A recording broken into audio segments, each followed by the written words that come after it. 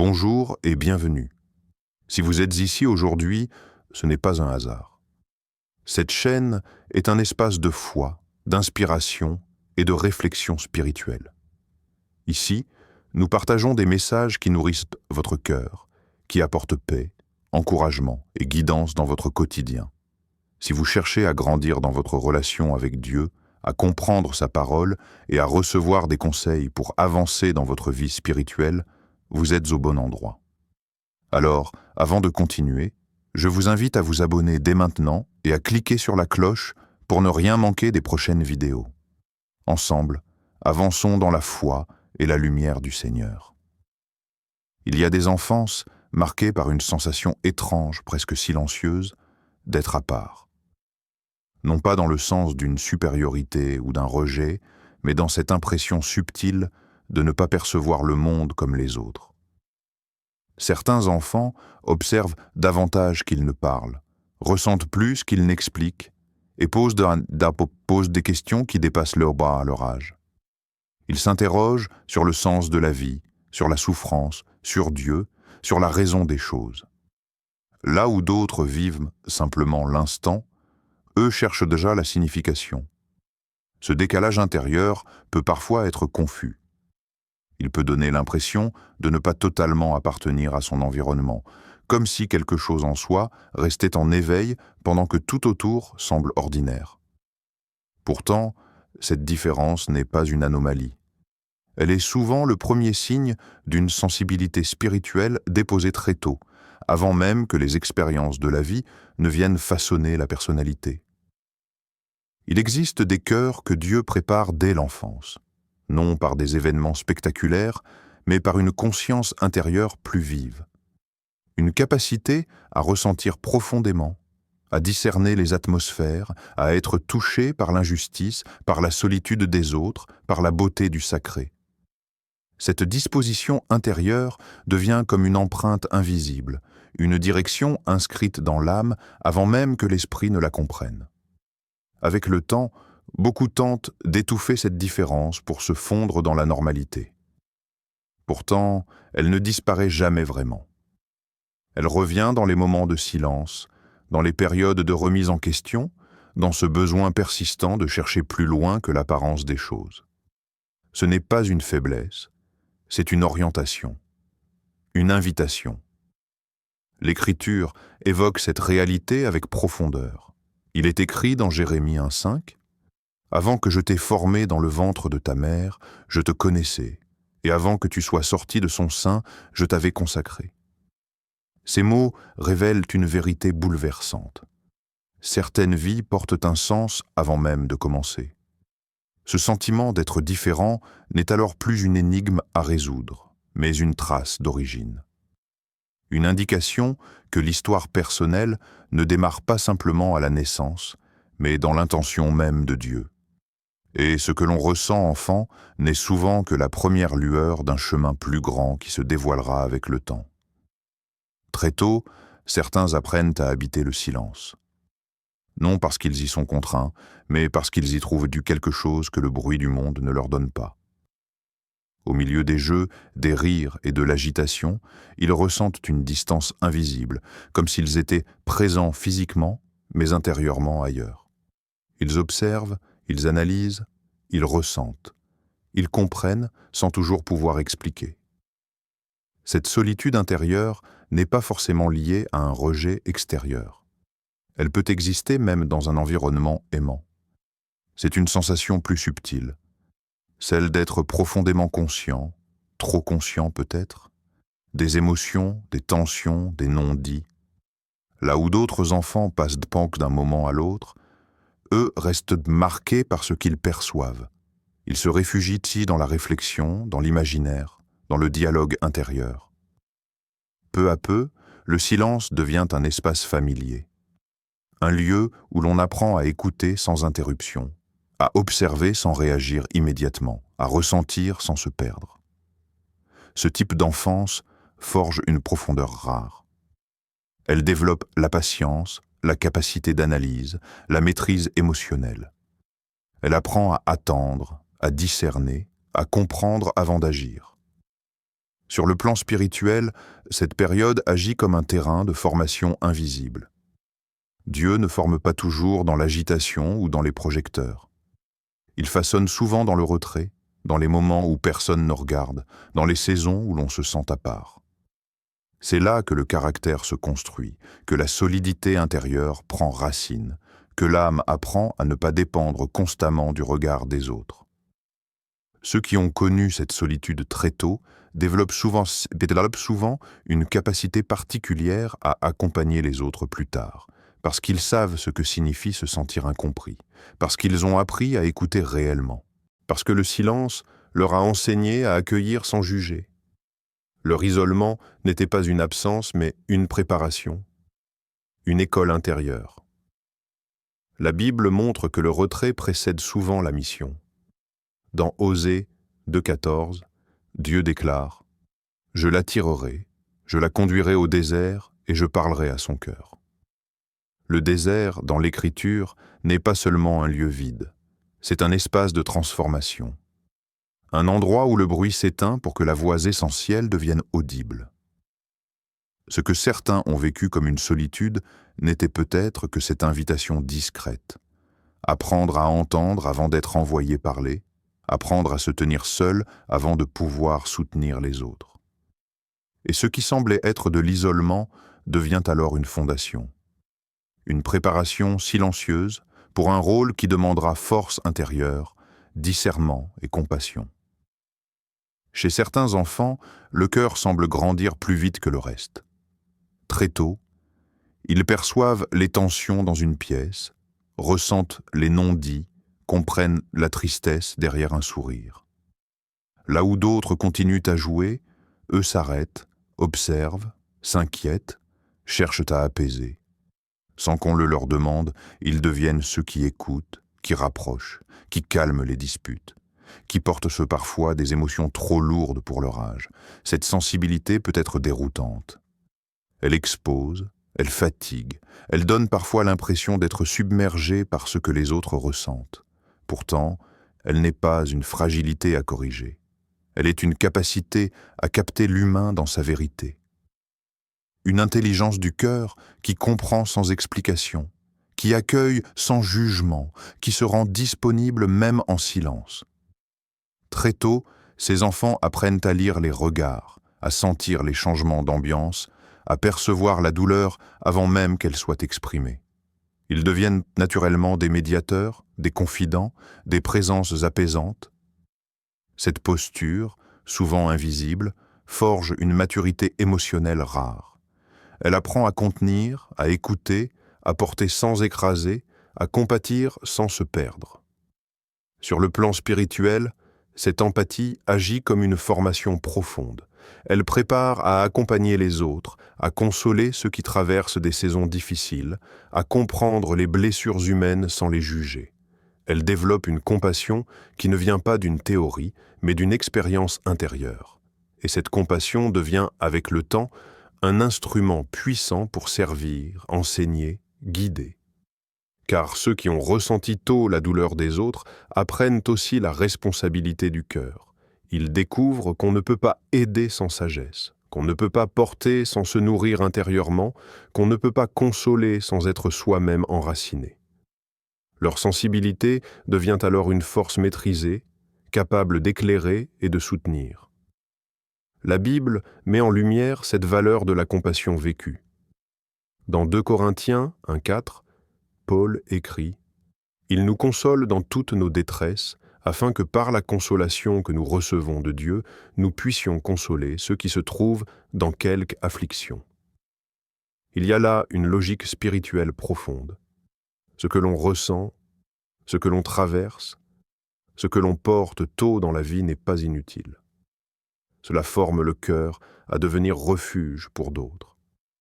Cette sensibilité précoce n'était pas un poids sans sens, mais une préparation à devenir une présence qui relève, qui comprend et qui accompagne avec une compassion authentique. Il existe des vies marquées très tôt par une impression difficile à expliquer, celle de ne jamais être complètement seul. Sans avoir appris la prière, sans comprendre pleinement la foi, certaines personnes ressentent pourtant une présence. Une intuition douce, mais persistante que quelque chose, ou plutôt quelqu'un, veille, observe, protège. Dans l'enfance, cela se manifeste souvent par une conscience étonnamment claire du bien et du mal. Pas seulement ce que l'on enseigne, mais ce que l'on ressent intérieurement.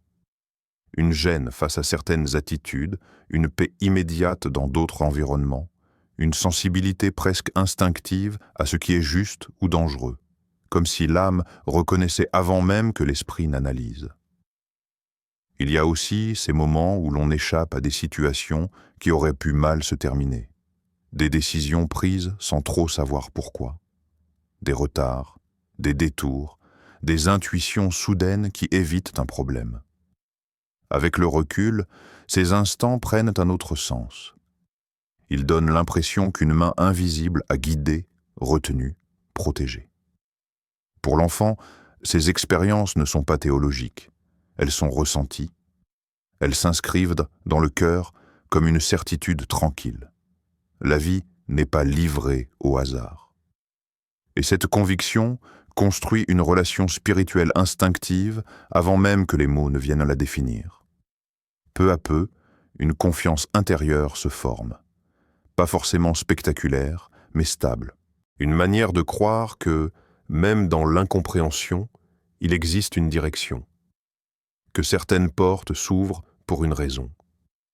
Que certaines protections ne sont pas des coïncidences. Cette conscience devient un socle silencieux sur lequel la foi pourra se construire plus tard de manière plus consciente et plus mature. La Bible évoque cette présence protectrice avec une force particulière. Il est écrit dans le psaume 91:11 « Car il ordonnera à ses anges de te garder dans toutes tes voies. » Ce verset ne parle pas seulement d'un secours occasionnel, il décrit une garde constante, une attention continue, une proximité qui dépasse la compréhension humaine. Pour ceux qui ont ressenti très tôt cette protection, ces paroles résonnent comme une confirmation intérieure. Avant même d'apprendre à chercher Dieu, ils avaient déjà été rejoints. Avant même de savoir prier, ils avaient déjà été gardés. Et cette expérience précoce laisse une trace durable, la certitude que la vie est orientée, accompagnée, préservée pour quelque chose qui dépasse l'instant présent. Très tôt, certains enfants ne se contentent pas d'obéir. Ils observent, réfléchissent, cherchent le sens derrière les consignes. Lorsqu'une règle leur paraît juste, ils l'acceptent sans résistance. Mais lorsqu'elle semble incohérente, dure ou injuste, quelque chose en eux s'agite.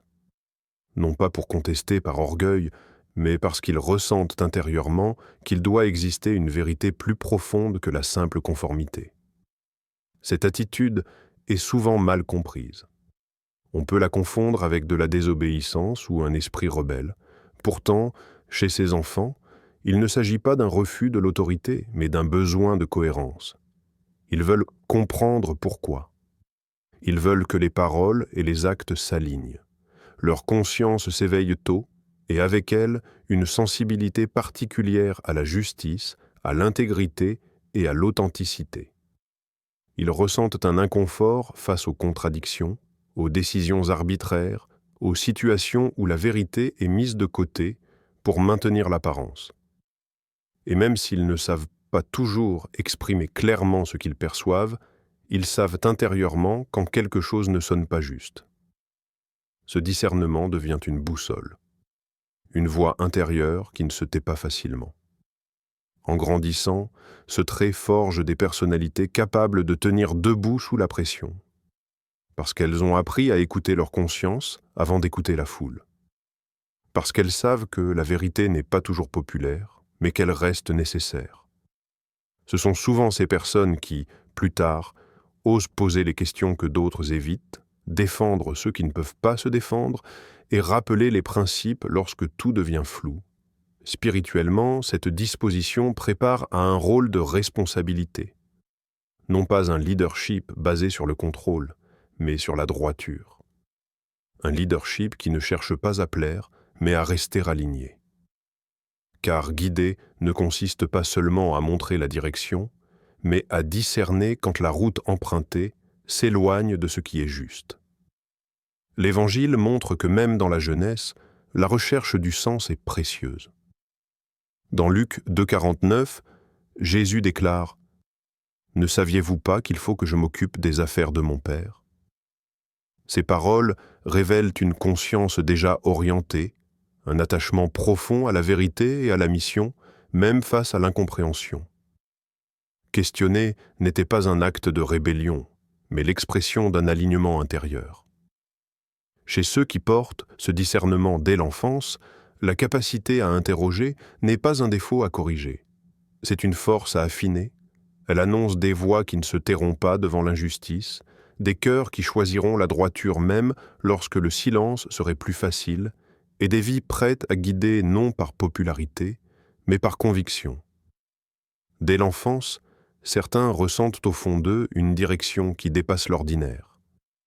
Une impression diffuse mais insistante que leur vie n'est pas seulement une succession d'instants, mais une trajectoire façonnée avec intention. Ces signes, souvent subtils, une conscience précoce, une sensibilité particulière, un discernement intérieur, peuvent passer inaperçus aux yeux des autres, mais pour ceux qui les portent, ils sont une présence silencieuse, un murmure constant. Ta vie a un but. Reconnaître cette destinée ne signifie pas que le chemin sera simple. Être choisi n'exonère pas des épreuves, mais les transforme en lieu de formation. Les périodes de doute, d'isolement, de douleur ou de confusion ne sont pas des obstacles à contourner, mais des phases où le caractère se forge. C'est dans ces moments que la patience, la résilience et la maturité se développent. Ces expériences, souvent difficiles à comprendre à l'époque, deviennent les fondations solides d'une vie capable de porter un appel plus grand que soi. La responsabilité de répondre à cet appel n'est pas légère. Elle demande une attention constante à son cœur, une écoute de la voix intérieure et une disposition à se laisser guider même lorsque le chemin est obscur. C'est une invitation à sortir de la simple survie, à dépasser les préoccupations du quotidien pour embrasser un dessein qui exige courage, engagement et persévérance. Les talents, les sensibilités et les dons perçus très tôt ne sont que des instruments. Leur véritable valeur se révèle lorsque la personne décide de les mettre au service de quelque chose de plus grand que ses propres ambitions.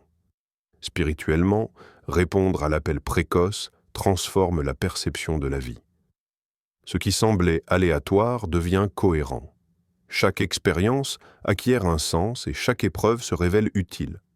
La mission n'est pas imposée, elle est reconnue et acceptée.